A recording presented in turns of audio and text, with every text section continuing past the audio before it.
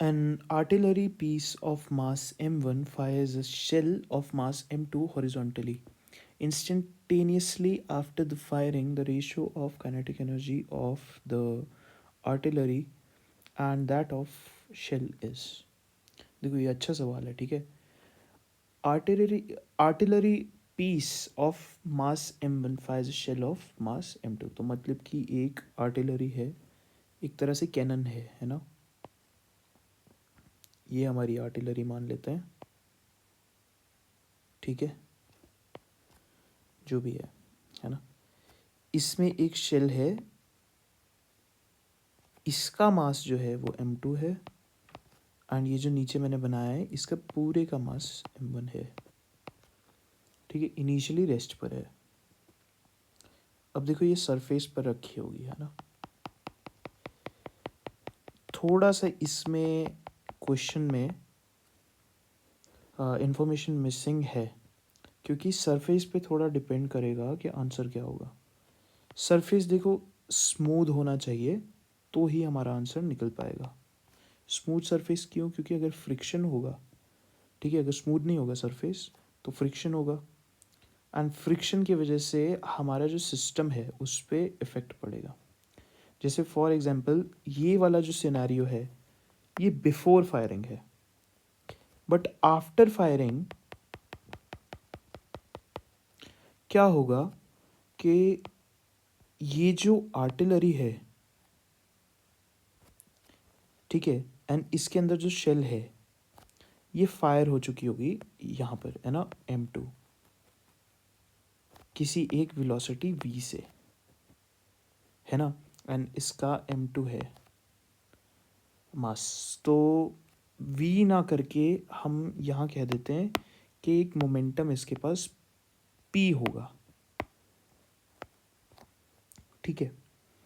And ये जो मास m1 artillery है इसके पास भी सेम मोमेंटम होगा p पिछले डायरेक्शन में, अगर हमारा स्मूथ सरफेस है.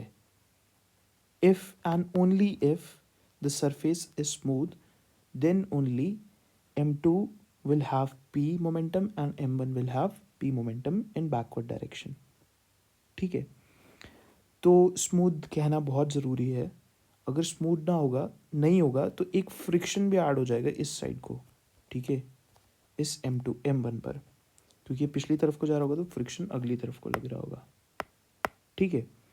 तो स्मूथ हमने एज्यूम कर लिया, उसी के हिसाब से हम आंसर देंगे, ठीक है. क्वेश्चन में ये लिखना चाहिए था. तो जस्ट आफ्टर, देखो एक चीज़ लिखी है क्वेश्चन में, इंस्टेंटेनियसली आफ्टर द फायरिंग. तो इसका मतलब ये है जस्ट आफ्टर, है ना, जैसे ही m2 निकल रहा होगा एंड मोमेंटम p और p होगा दोनों के पास, ठीक है, जस्ट आफ्टर तभी, ठीक है. तो इंस्टेंटेनियसली जब ऊपर लिखा है क्वेश्चन में, तो हम ये चीज़ कह सकते हैं कि इनिशियल मोमेंटम जो भी होगा, है ना, एंड फाइनल मोमेंटम हमारा सेम होना चाहिए. तो यहाँ पर मोमेंटम जो है, सिस्टम का मोमेंटम वो ज़ीरो है, एंड यहाँ पर भी जो हमारे पास सिस्टम का मोमेंटम है वो भी ज़ीरो है. क्यों? क्योंकि ये कैंसिल आउट हो रहा है ना, ठीक है, एक दूसरे से. तो जब final momentum equals to initial momentum है, तो इसका मतलब ये है हमारा मोमेंटम कंजर्व है, ठीक है. तो मोमेंटम कंजर्व है तो final equals to initial momentum है, ठीक है. अब हम इसको काइनेटिक एनर्जी के टर्म्स में लिख लेते हैं. काइनेटिक एनर्जी के टर्म्स में क्यों लिखना है? क्योंकि हमें पूछा है ratio of kinetic energy of artillery and that of shell is, ठीक है.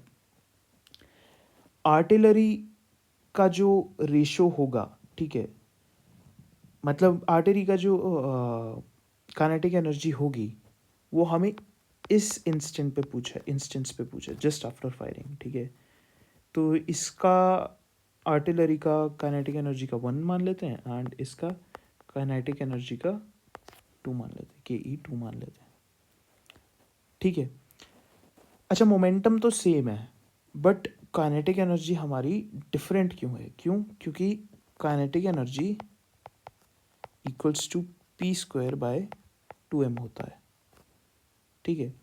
तो हम KE2 और KE1 को भी रिलेट कर सकते हैं। अच्छा, ये तो होगा ही होगा, initial PI initial equals to 0 and PF equals to 0 तो है ही है यहाँ पर, है ना। तो initial momentum equals to final momentum तो है ही है, बट हमें जो मोमेंटम की इंफॉर्मेशन यूज़ होगी इस क्वेश्चन को सॉल्व करने के लिए वो होगी ये वाली, ये वाला जो मोमेंटम है ये भी तो सेम है ना। तो ये वाला भी मोमेंटम हमें इक्वेट करना पड़ेगा, क्या कि P इक्वल्स टू P तो है ही है यहाँ पर, है ना। इसको हम P1 मान लेते हैं एंड इसको P2 मान लेते हैं। तो P1 इक्वल्स टू P2 तो है ही है यहाँ पर, ठीक है। P1 P2 मैंने ऐसे ही लिख दिया, बट इनका मैग्नीट्यूड सेम होगा, ठीक है।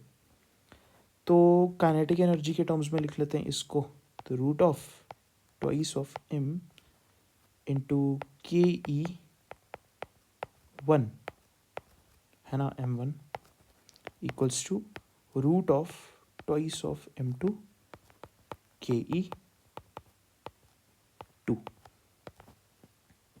है ना। P1 इक्वल्स टू P2 यहाँ पर जो होगा उस हिसाब से हमें आर्टिलरी का और शेल का निकालना है ना, तो शेल का K2 हो गया एंड K1 हो गया। तो K1 बाई K2 निकालना है बेसिकली हमें, तो K1 बाई KE2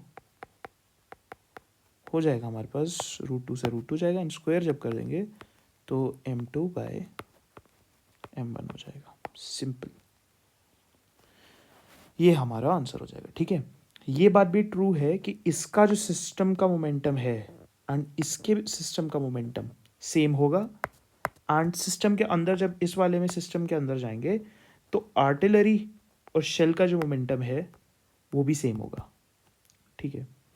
तो क्या हो जाएगा हमारा आंसर m2 बाय m1, तो बी ऑप्शन हमारा करेक्ट आ गया।